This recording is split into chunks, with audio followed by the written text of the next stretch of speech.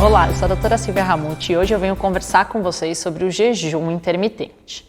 Bom, o jejum já é tradicionalmente parte de inúmeras religiões, então o jejum religioso já é uma prática comum, mas conforme o tempo está passando, o jejum intermitente está cada vez mais ganhando espaço e curiosidade da comunidade científica.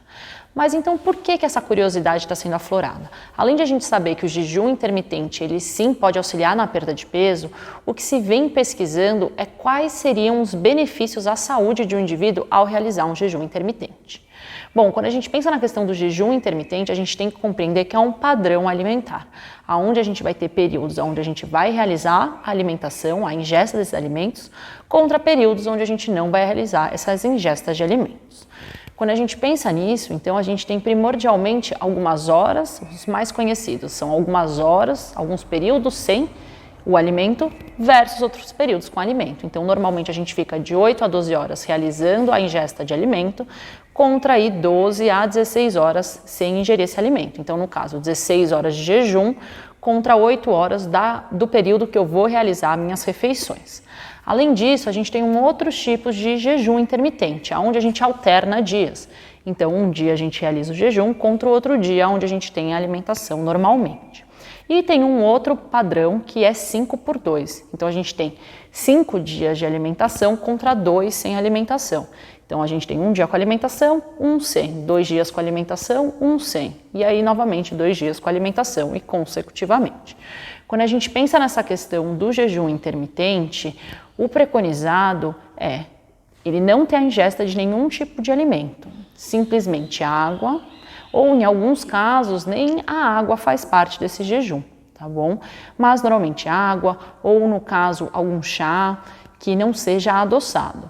Existem alguns outros perfis de jejum intermitente onde sim pode a ingesta de certos alimentos, tá? Mas numa quantidade muito pequena, então limitado aí a 300 quilocalorias ou no máximo 500 quilocalorias. Bom, mas quais que seriam então esses benefícios que vêm sendo mostrados nesses estudos, né? Lembrando que esses estudos ainda são em nível experimental, então ainda são em animais, tá? Então ainda está bem no começo. Mas o que vem mostrando nesses estudos? Então eles mostram uma diminuição da resistência à insulina e um aumento da sensibilidade à insulina. E isso é muito bom porque isso diminui o risco do desenvolvimento de diabetes, o desenvolvimento de obesidade. Além disso, uma diminuição da pressão. Além disso, uma melhora na habilidade cognitiva, uma melhora na progressão de doenças neurodegenerativas ou até de cânceres. Tá? Mas como eu referi isso para vocês, isso ainda está muito no início. Quando a gente pensa na questão dos benefícios, então, além de tudo isso que eu expliquei para vocês, a gente tem que pensar que é economicamente acessível. Querendo ou não, quando a gente faz esse jejum, ele é simples, tá? E além disso, tem muitos indivíduos que referem que eles ficam mais dispostos ao realizar o jejum. Já quando a gente pensa aí nos contra do jejum intermitente, existem alguns indivíduos que eles realmente não conseguem seguir esse padrão alimentar. Então, eles simplesmente não se encaixam. A questão da pressão cair, a gente também tem que ficar um pouquinho atento, tá bom? Porque a pessoa pode acabar se machucando, pode acabar tendo alguns problemas devido a essa queda de pressão. A queda de pressão é algo sério, então não pode ser algo muito abrupto e muito significativo, tá bom? Além disso, outra questão que sempre me perguntam é sobre o jejum intermitente e a atividade física.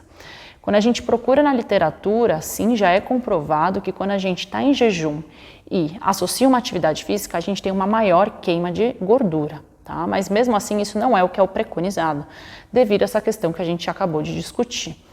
Então, a gente sempre vai passar para um indivíduo que está realizando um jejum intermitente, que sim, ele pode realizar uma prática de atividade física, mas de leve a moderada intensidade, até o organismo dele se acostumar com esse shift que a gente está fazendo nesse metabolismo dele.